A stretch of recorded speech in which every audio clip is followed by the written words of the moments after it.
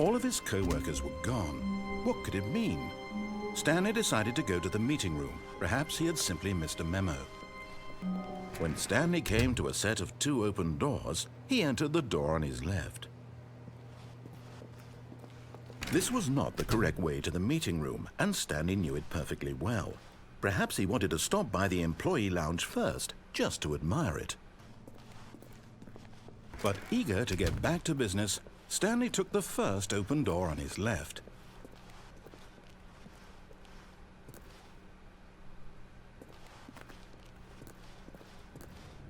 Stanley was so bad at following directions, it's incredible he wasn't fired years ago. That's her, Stanley. You need to be the one to do this, to reach out to her. If you can truly place your faith in another, then pick up the phone.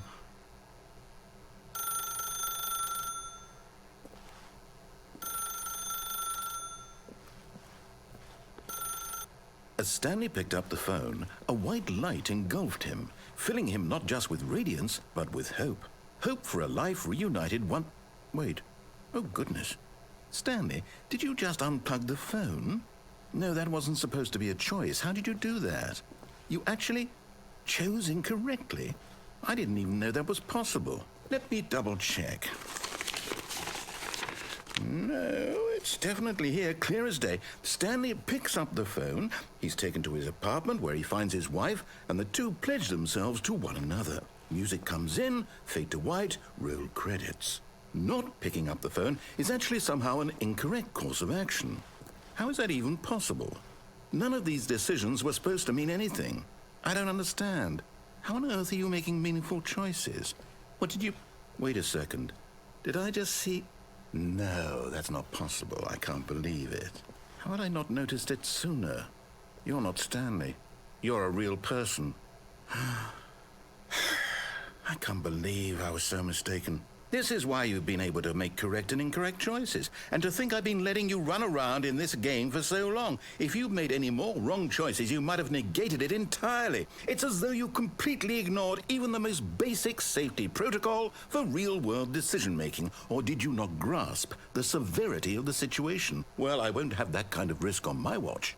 I'm going to stop the game for a moment so we can educate you properly on safe decision-making in the real world. Please observe this helpful instructional video. Choice. It's the best part of being a real person. At this time, your instructor will guide you in an exercise to test and reinforce the material covered in this video. Welcome back. You may have noticed that this room has begun to deteriorate as a result of narrative contradiction. But not to worry. Now that you're properly informed on good decision-making, we're going to revisit a choice you made just a few minutes ago and see what the correct thing to do would have been. This way, please. Now that we know your choices are meaningful, we can't have you jumping off the platform and dying. Imagine the main character dying senselessly halfway through the story. That story would make no sense at all.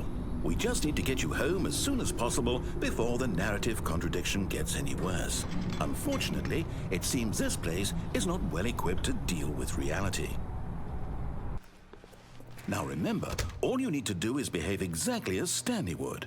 That means choosing responsibly and always putting the story first. I'm quite sure you'll be up to the task. Just follow my lead and you'll be fine. All right. When Stanley came to a set of 2 open doors, he entered the door on his left.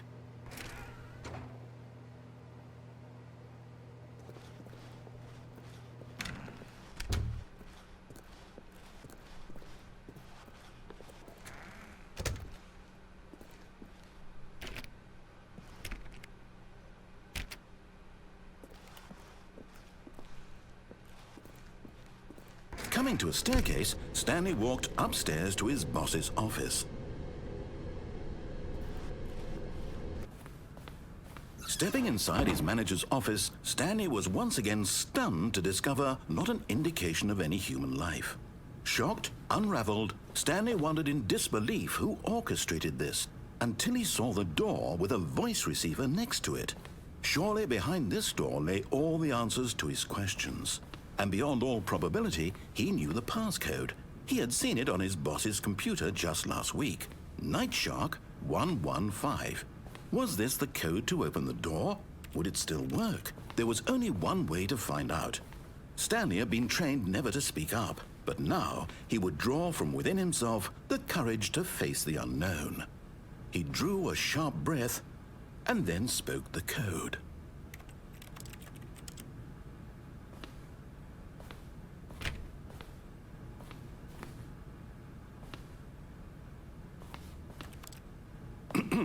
Stanley spoke the code. Night Shark 115. He spoke it into the receiver, right there on the wall.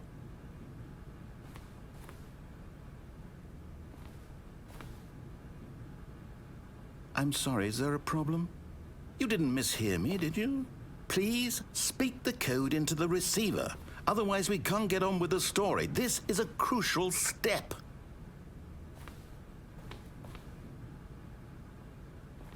Okay, fine, you're not going to do it, but you know what?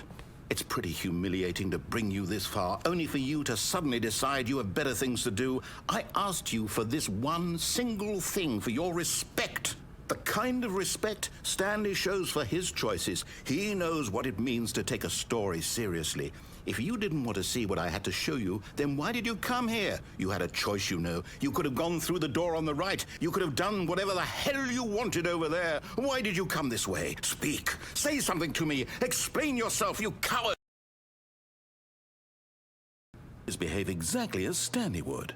That means choosing responsibly and always putting the story first. I'm quite sure you'll be up to the task. Just follow my lead and you'll be fine. All right. When Stanley came to a set of 2 open doors, he entered the door on his left. No! Why did you do that? Quickly, hurry back in the other direction. Perhaps we're not too late. Oh, it's ruined. I can't believe, after everything we talked about, that my story, you've destroyed my work. Why? For what? What did you get out of that? What did you think was so special about seeing the game undone, left here like so much garbage? It's worthless now. And what am I supposed to do? Even if there were a way to continue, would it be worth it? To know that my story is now incorrect? How can I go back to that? I can't erase that knowledge. I'll have to live with it forever, reliving its impossibility forever. I couldn't live that way. Is it better to shut the game down entirely? To willingly destroy all of my work? I don't know. What's the answer? What do I do? What do I do? What do I... No, I have to. I have to shut the game down. I have to. I have to.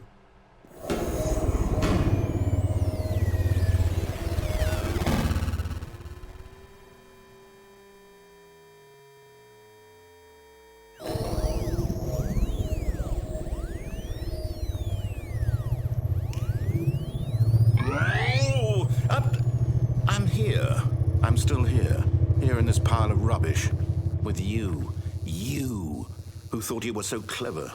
Now look where we are. My entire game is destroyed.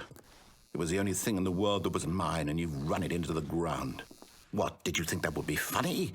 You just had to see? Didn't I impress upon you how important it was to be like Stanley? He actually knows how to do what I tell him to. He understands that if I say to do something, there's a damn good reason for it. That thought hadn't even occurred to you, had it? That there's a world outside of you? You're a child. Oh, my story.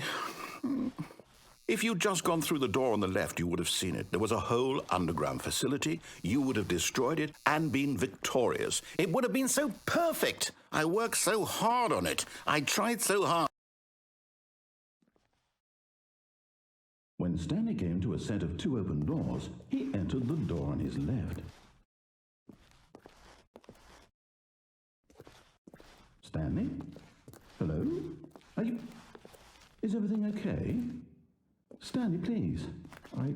I need you to make a choice. I need you to walk through the door. Are you listening to me? Can you hear me?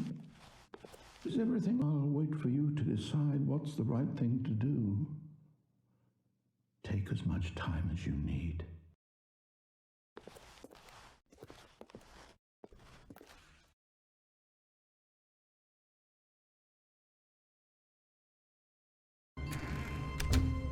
But Stanley simply couldn't handle the pressure. What if he had to make a decision? What if a crucial outcome fell under his responsibility? He had never been trained for that. No. This couldn't go any way except badly. The thing to do now, Stanley thought to himself, is to wait. Nothing will hurt me. Nothing will break me. In here I can be happy forever. Now it's just a little bit closer. Now it's even closer. Here it comes.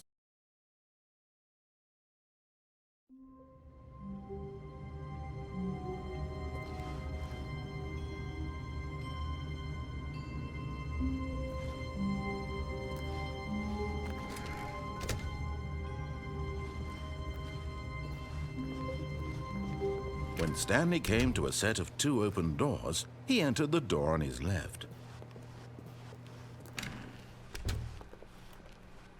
Coming to a staircase, Stanley walked upstairs to his boss's office.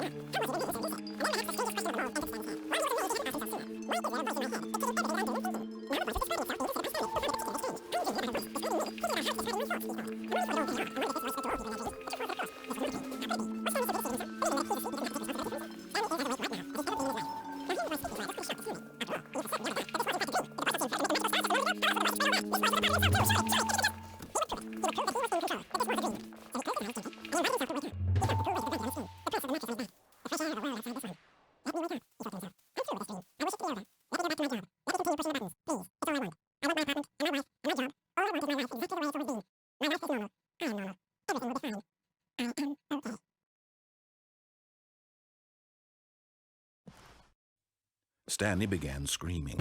"Please, someone, wake me up. My name is Stanley. I have a boss. I have an office. I am real. Please, just someone tell me I am real. I must be real. I must be. Can anyone hear my voice? Who am I? Who am I?" And everything went black.